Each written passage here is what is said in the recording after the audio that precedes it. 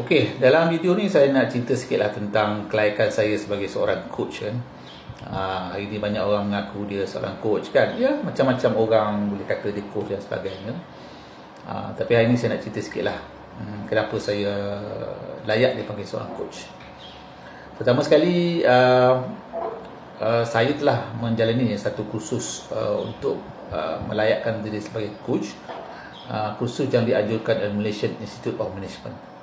Jadi Malaysian Institute of Management atau short form dia MIM telah menganjurkan kursus ini bersama dengan satu badan coaching antarabangsa iaitu IAC, International Association of Coaching.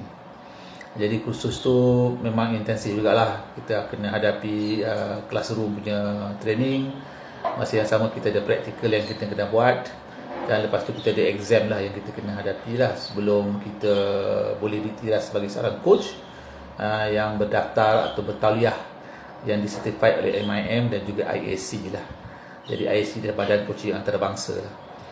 Jadi dengan pengiktiraf itu, maka kami dibenarkan untuk meletak di sebelah nama kami ni, di name card kami ini CPC lah, Certified Professional Coach.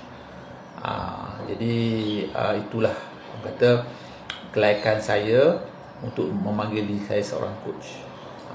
Okey. Right, itu sajalah.